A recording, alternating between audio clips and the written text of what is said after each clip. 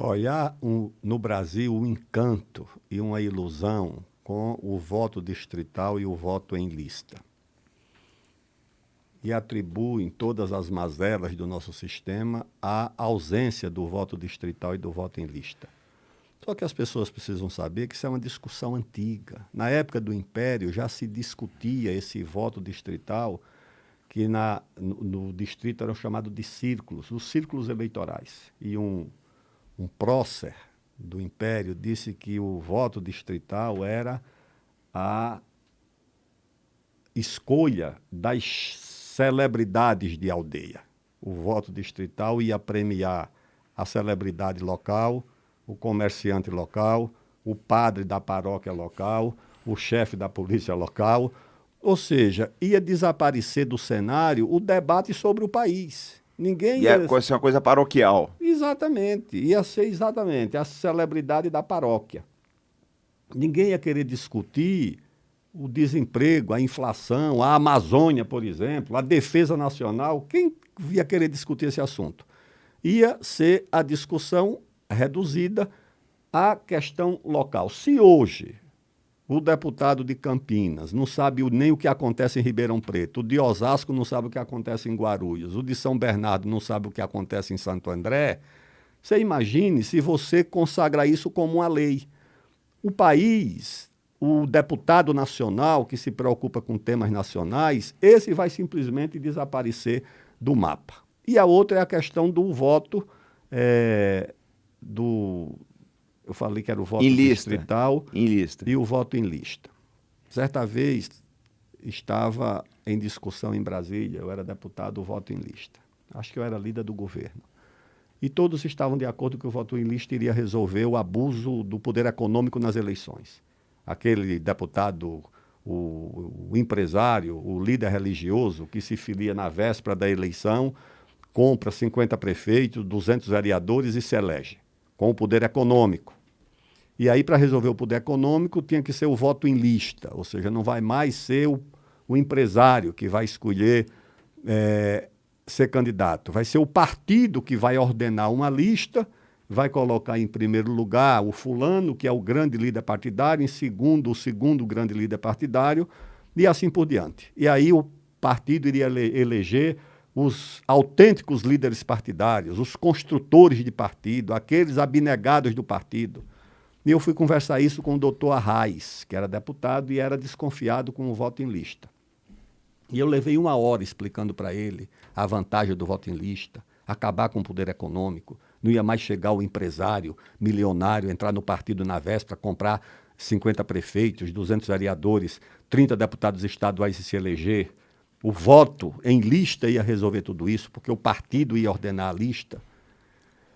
Depois desse esforço de 1 hora, o doutor Arraes, cachimbando, né, olhando para mim, puxando ali um cachimbo, aí disse, tudo bem, gostei, o senhor está convencido disso? Eu digo, tô, doutor Arraes.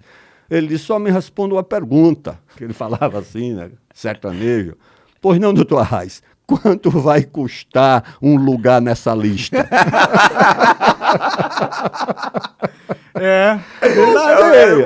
Sai do caldeirão, cara. O empresário, ao invés de comprar 200 prefeitos, 50 deputados e 500 vereadores, ele vai comprar um lugar na lista. Você vai racionalizar o uso do poder econômico. Ele vai chegar nesses partidos e vai dizer o seguinte, olha, eu quero ser candidato aí. Você é o presidente, ele é o tesoureiro, aquele é o secretário. Vocês se reúnem aí e me diga quanto custa. Eu quero ficar em primeiro lugar na lista. Quanto custa e me diga que eu resolvo. Racionalizou e resolveu o poder econômico. Uma vez, acho que essa Luciana Genro, era presidente da Câmara, ela era deputada, e ela veio reclamar que havia uma lei que podia distribuir brinde, camiseta.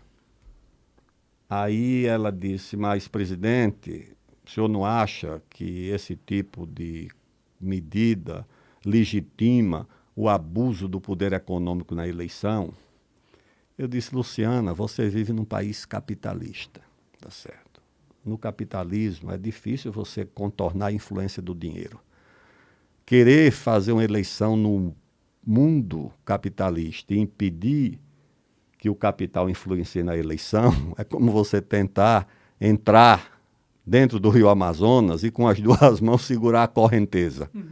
Se você conseguir fazer isso, é possível que também consiga segurar a influência do poder econômico na eleição num país como o nosso. Dinheiro sempre vai dar poder e o poder sempre vai atrair as pessoas. É a natureza humana. As pessoas elas vão se vender para suas necessidades. Isso tem que disciplinar.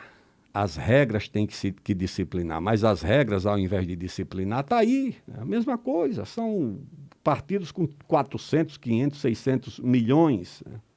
E distribuindo de acordo também com critérios, que não são critérios universais. Não. É para fazer bancada federal e apenas isso. E em nome disso, você deu aos tribunais eleitorais, à legislação eleitoral, ao Tribunal Superior Eleitoral, um poder absoluto de tutelar a eleição. A eleição não é mais um assunto dos partidos e dos eleitores. A eleição é hoje quase que uma concessão do Tribunal Superior Eleitoral, o que eu acho também que é um absurdo. Bom, você tocou num ponto que é seríssimo, né? Inclusive é uma das coisas que mais me preocupa no Brasil, que é o papel de ativismo que o judiciário está tendo, ao ponto de eu considerar que eles são realmente quem manda não só nas eleições, mas mandam no país inteiro. Teve lá em Minas Gerais um juiz que passou uma liminar proibindo que a safra da soja, sei lá, fosse colhida em tal tempo e determinando que fosse colhida em outro tempo. Ou seja, o judiciário determinando como que o agricultor vai plantar e colher as paradas dele. A lógica que o agricultor agora tem que ter não é uma lógica de natureza, de falar, aqui é onde eu vou tirar mais plantas, então eu vou deixar para tirar nesse momento. Não, agora que está decidido é o judiciário. Senão, pela lei, você tem que tirar a sua planta nesse momento. Então, isso são testes que o judiciário está fazendo para ver quanto mais do poder eles conseguem absorver para eles.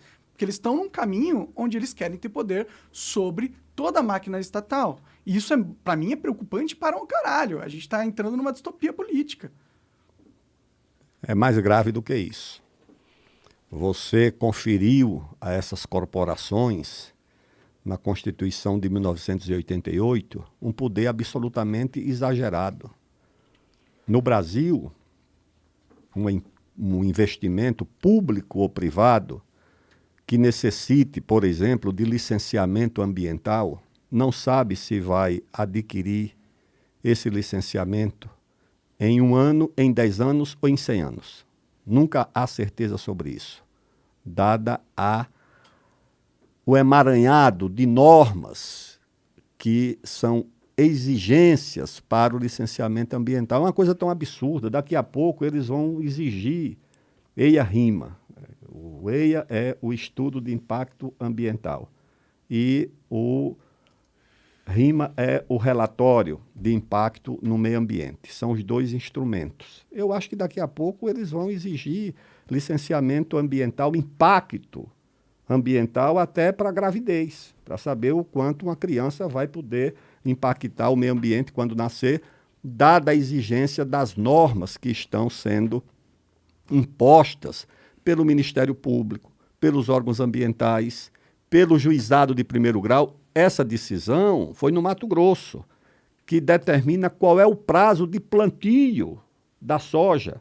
Houve lá um acordo entre os produtores e alguém entrou com um recurso no Tribunal de Justiça e essa decisão sobre o período do plantio foi alterada por uma decisão judicial. Você tem o exemplo da Ferrogrão, uma ferrovia absolutamente necessária no centro-oeste do país para o transporte da safra de grãos, para reduzir o custo do transporte, para reduzir inclusive o custo ambiental, porque transportar uma safra de trem tem um custo ambiental muito menor do que transportá-la por carretas. E com base na iniciativa de ONGs, de um partido político e do Ministério Público Federal, um ministro do Supremo Tribunal Federal decidiu suspender a tramitação do processo de construção dessa ferrovia. Onde está a gravidade do problema? Não é apenas na decisão.